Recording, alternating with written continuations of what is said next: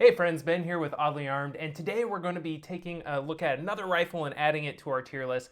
And seeing as we've already taken a look at Sig in Switzerland and what they did with the SG553, what better rifle to take a look at than Sig USA and their primary offering to the market, the MCX. Now, my MCX here is going to be a Virtus, which is the second generation of the MCX, but we'll get into that in a second here. Take a look at the history of the MCX series, as well as a bit of a close-up look at my particular setup with it. So getting into the history of the MCX series, we really need to start around the 2010 timeframe and look at what SIG in the USA had really been doing up till that point. And what they really focused on was AR variants, so just like standard AR-15s, as well as their own piston-driven model, the SIG 516, as well as a variation on the SIG 550 series from Switzerland, the SG 556. So that was basically a SIG 550 that was made to use Stanag magazines, and then it was also quite a bit lower in quality overall than the CIS variants of the SIG 550. And those actually had quite a bit of issues over the years of the production for the 556 series. And they had kind of loose tolerances sometimes. They didn't always have perfect reliability. So they were starting to see the end of their lifespan in the US. And that was mainly due to some QC problems that SIG had, as well as some of the newer generations like I believe it's the 556R, just didn't do very well on the US market. So SIG was looking at potential rifles to replace that for their civilian sales. What they already had on the market at the time was this, and this is a PCC, the Sig MPX, which was really their submachine gun offering to the market. And what this is a short stroke gas piston, basically miniaturized AR-15 style PCC. A little bit different, it has 4 bolt lugs versus a 7, but that's essentially what they had there. And they took that design, essentially scaled it up, switched out the bolt to the 7 lug, and that's where we get the MCX. Now, the MCX series so far has had 3 different generations. The first generation of the MCX was released in the 2015 timeframe, and it originally did really well in the market, and then they had some issues with it that were primarily related to some design problems with the way they did the recoil system inside of the receiver, which led to some failures on there. Famously, Nothing Fancy had an issue and put it on YouTube. But they ended up wanting to redesign the system a little bit and make it a little bit more durable. And that's where we got to the second generation, which is the MCX Virtus. And the Virtus really just beefed up some certain areas of the rifle. It added a little bit of weight to it. They redesigned the recoil system so that the guide rods were more contained and they didn't have spring failures like they had with the original series of the MCX. And then they did some other stuff, like they brought it up to the times by giving it an M-LOK handguard versus the original key mod handguard from the Gen 1 MCX. Also with the Virtus series, they released another version of the MCX called the Rattler. And I actually have my Rattler upper here, which I can use on this lower. It's basically interchangeable. But this is a 5.5-inch barrel version of the MCX, or upper for the MCX. And this became important because it was actually submitted to trials for SOCOM to put on their M4 lowers to give them an option for a subcompact weapon system that they could use for whatever mission set they would need that for. Now, essentially in that same time frame, around the late 2010s, getting towards 2020, the US military was looking at potential options to replace the M4 in service. And that's where the MCX actually comes in, because they scaled it up and came out with the MCX Spear. Now, it's a little bit different in that it uses a 6.8 by 51 millimeter cartridge, which is essentially designed to defeat level 4 body armor. So they're looking at their near-peer adversaries and looking at ways where they could potentially compete with them in an environment where there's body armor, which we haven't been facing in the GWAT. So that was one of the main considerations for looking at the Spear. Now, Spear's kind of a controversial rifle. A lot of people don't necessarily like it or think that we should have switched to it. I'm not going to get into that entire argument here, but that was essentially a scaled up version of the MCX. Now, the SIG MCX Spear went on to win the contract and was adopted as the M7 by the US Army.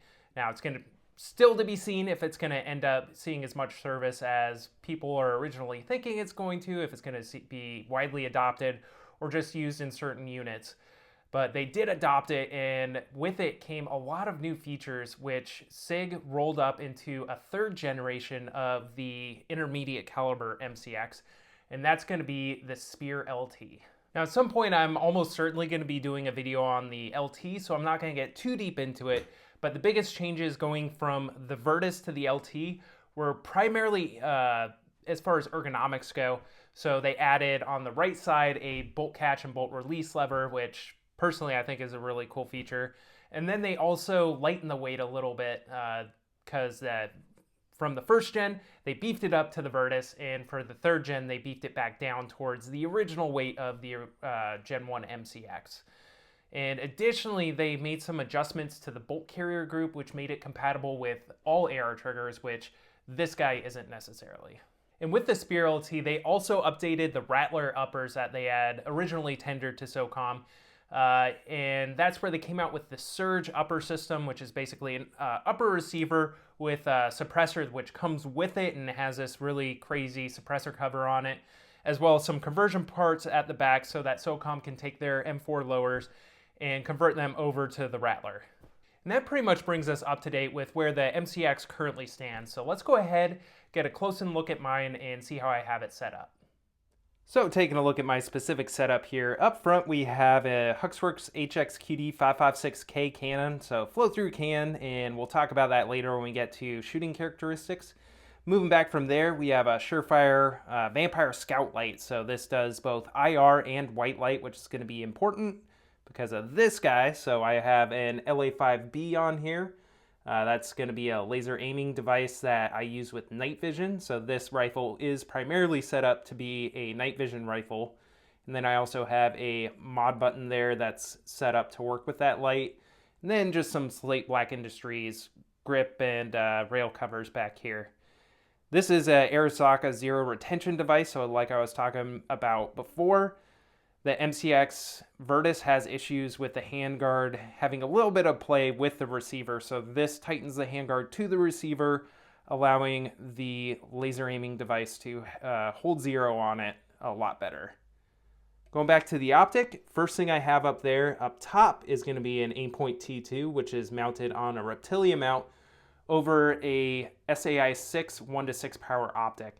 The Aimpoint is really meant primarily for night vision use, again, this being primarily a night vision rifle.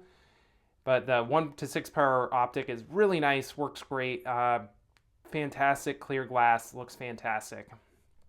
Moving back under there, this is actually a dust cover from my MR556. I ended up repurposing it, taking it off there because it wasn't RAL 8000, and I really wanted the tan one for that guy, so I ended up throwing it on here to, I guess, lose a little bit of weight from the original steel one.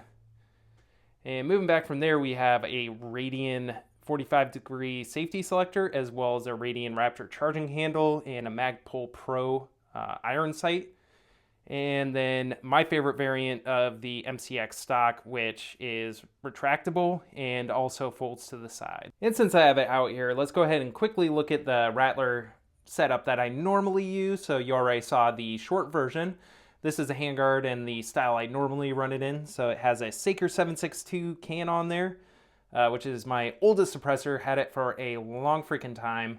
Then I just have an Inforce light mounted to the top of it.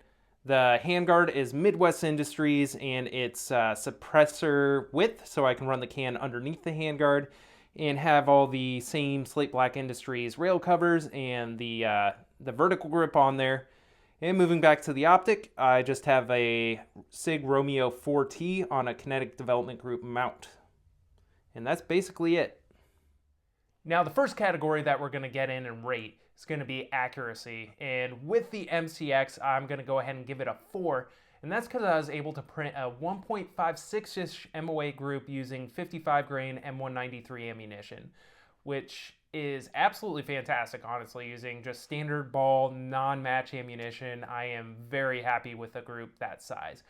Now, I will talk a little bit about some issues with the Spear LT that people have been bringing up, and that's primarily with the barrel mounting system, people are seeing barrel flex. So if they grab the barrel, they can move it to side, and that isn't necessarily an issue with a rifle. It can be a QC issue with Sig not torquing down the barrel correctly. And if you take a look at the disassembly video, I can show you how that kind of works out and where you actually need to torque down the barrel. But anyways, that is also an issue with the handguard flexing from side to side. But with the Virtus series, that was never really an issue that was talked about at all. So I'm not really going to factor that in with accuracy. And next up, we're going to talk about the aftermarket support for the MCX, where I'm going to go ahead and give it a score of 5.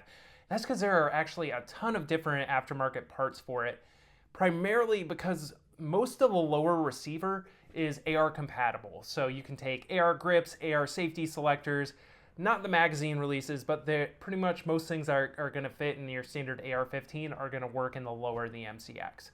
Now this also has a Picatinny rail at the rear of the receiver, which was originally from the MPX. And right now on the market, that's one of the more popular things for like receiver end caps to have is PIC rails. So there are a ton of different stock options that you can fit onto that. Now when it comes to handguards, 2 companies I know of are really making them. It's Midwest Industries as well as Lancer are making handguards. This one's a Midwest Industries handguard. Lancer makes a carbon fiber handguard, which lightens the weight a little bit. And then as far as charging handles go, this is a Radian Raptor charging handle. Geisley also made MCX charging handles, but as far as I'm aware, they may have discontinued them, so that's not necessarily an option. And there are a couple other companies that also make charging handles for these. And the charging handles are proprietary, so it won't take just your standard AR-15 charging handle. And that's mostly it. So it's going to be a lot of AR compatible parts, which is going to be very helpful in the aftermarket section. Next up, we're going to talk about durability, where I'm going to give the MCX Virtus a score of 5. And that's because it is held together very well for me. I haven't had any issues even having multiple uppers and gone through multiple different configurations. And as this is also my primary go-to rifle, this is one out of everything I own that I would trust my life to the most. So looking at some of the durability things, you can actually swap out certain wear parts on the rifle, such as your forward assist, so that you can either replace it if it breaks for whatever reason. They also make a forward assist delete, so you can take it completely off the rifle. And then if I awkwardly flip it around here, there's also a plate on the side of the rifle here, and that's basically where your cam pin turns in the receiver. They made that steel on the MCX series so that it would stand up better than, say, it does on an AR-15. That's a potential wear point. I haven't really seen that be an issue before, but that's there. On the receiver where the charging handle locks in, they actually put a couple of steel roll pins there so that you wouldn't end up marring the receiver over time with your charging handle. So it's things like that that really shows that they were thinking about durability in the long run. And again, mine's been completely fine and I haven't seen any abnormal wear with it whatsoever. In the next category that we're going to get into is going to be ergonomics, where I'm going to go ahead and give the MCX a score of 4. Now, as you can see, I went ahead and swapped it over to the Rattler upper that I have for this, just to make it a little bit easier to handle while demonstrating some of this. But getting into it, all of the controls are basically going to be identical to the AR-15. So in the back here, you have your safety selector. I swapped this out with a Radian safety selector, which is 45-degree throw. The original one's a 90-degree throw. Then you also have a forward assist right above it in basically the same spot it is in an AR-15. And then moving forward from there, we have just our magazine release on the right side. And then if we flip the MCX over, we can see basically the same thing. So more AR-15 style controls. We have ambidextrous magazine release, as well as the standard AR-15 style ping pong paddle, and our safety on the left side. Charging handle is going to be working exactly the same as it does on an AR-15. It is ambidextrous. This is a factory charging handle, and I have a Radian Raptor on my other MCX upper. But yeah, as far as controls go, it is extremely familiar to anyone who uses the AR-15. And I went ahead and swapped this over to another kind of upper setup that I have for my Rattler, and this is with the same 5.5-inch barrel, but with a Midwest Industries suppressor with handguard with my Saker 7.62 underneath it, and then just an M4 slide on top. Getting into maintenance, I'm going to go ahead and give this a score of 4, and that's because these are pretty easy to maintain. They come apart more or less like an AR-15, almost essentially the same, so check out the disassembly video to get a better look at that. So the inside is fairly easy to clean. I will mention on the receiver, there's some contours in there, so you can kind of see up here. On the retractable stock version, this is where the legs for the retractable stock goes.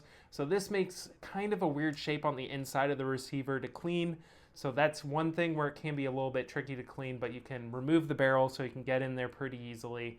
And overall, it's not terrible to maintain.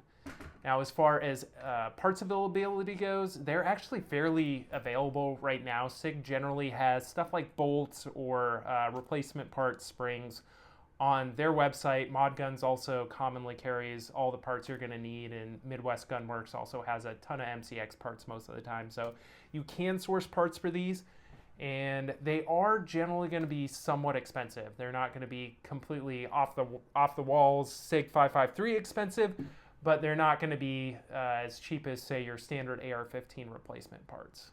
And that'll get us into modularity, where the MCX is going to get a perfect score of 5.